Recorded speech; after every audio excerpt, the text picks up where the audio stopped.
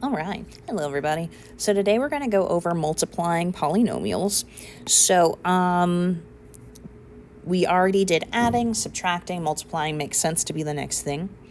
So what we're going to do is basically multiply or distribute everything on the outside to everything on the inside, like we've done before, just distributing.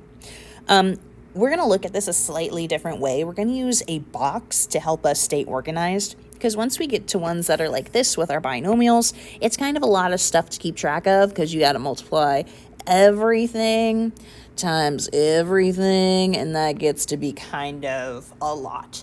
So we're going to use this box method to keep it all in one place and organized. All right, so let's go to the inside of these notes. I'm looking at our steps here. So step 1 is going to be set up the box. Step 2, multiply or distribute. I'm going to use these words interchangeably because for us they're going to mean the same thing. And then step 3 is going to be combining like terms. I'm going to say if needed because we don't always have to do this step. Okay, so let's take a look at this example over here. We got this guy. We have a monomial times a trinomial. So to do this, I'm going to set up a box or a rectangle that is going to be 1 by 3. So I have one box over here and then 1, 2, 3 pieces here. So what I'm going to do is take my outside number and put that on the side right here. So I got 7x. And then I'm going to take the rest of this and put it on the top. So I have 2x squared plus x plus 3. Cool. So what I'm going to do is multiply my row by each column. So I'm going to go 2x squared times 7x, and that answer would go right here. So that's going to be 14x. But remember, with your exponents, we have an invisible one right here.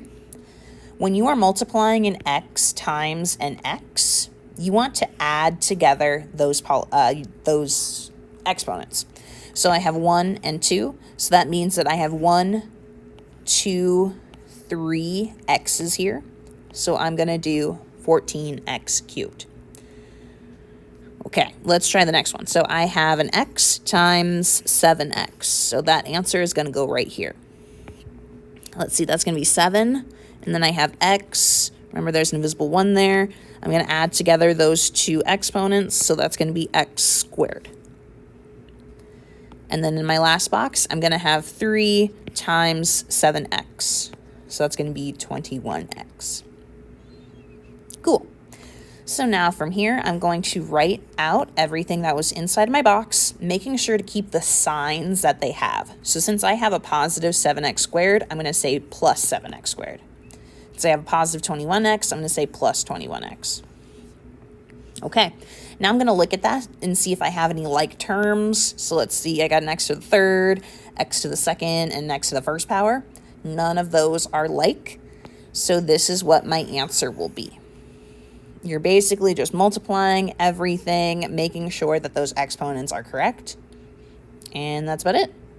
So let's do number 1 together in these notes. Let's see. I have a monomial by a binomial. So I'm going to make a box that is 1 by 2, where I'm going to put that 4x here, and my 3x plus 2 is going to go on top. So first things first, I'm going to do 3x times 4x. That answer is going to go right here.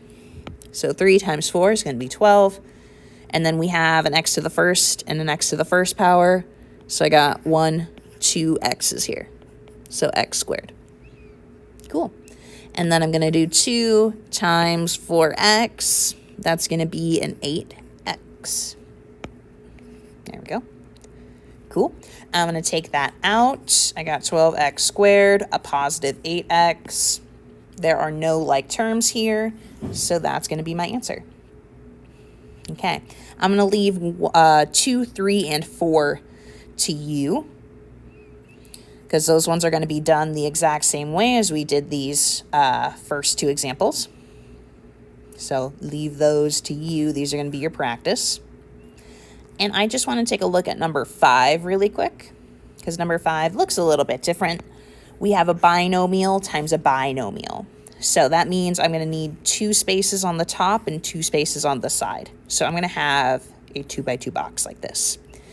So with these, it is not going to matter which, it's not going to matter which set of parentheses goes on the top and which one goes on the bottom, just as long as you have the whole set of parentheses going either on the side or on the top. Okay, it has to be the whole thing. Do not break up these parentheses. Can't do that. So I'm going to do x minus 7 over here, x plus 4 over here. Remember, that order doesn't matter, just as long as you have a whole set of parentheses. Okay, I'm going to do the same thing that I just did. I have x times x.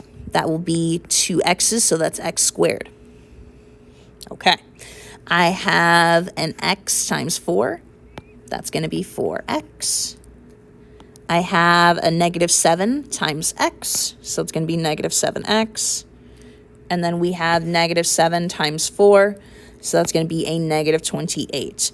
Big thing to remember here is that you are multiplying each of these. You multiply in the box. Okay? Now we're going to take that out just like we did before. I got x squared plus 4x. I got a negative 7x, and I got a negative 28. Now I'm going to look at this and see if I have any like terms, and I do. I have 2 plain x's here. So these 2 need to combine. Let's see, that's going to give me a negative 3x. And then the rest of the pieces are just going to come down because they don't have any like terms. Cool. That will be our answer. All right, so just like we did before, we used this box. We multiplied our rows by our columns, made sure everything got multiplied together, took it out of the box, and then checked for like terms, combined those, and we got our answer here. So 6, 7, and 8 are going to be the same situation here. So I'm going to leave these 3 for you to practice as well. If you want to see the answers, you're just going to need to look at our notes in Teams. That should have all of our answers for these if you want to check them. Okay, so that is what we do to multiply our polynomials. If you have any questions, please let me know, but I will see y'all later. Bye.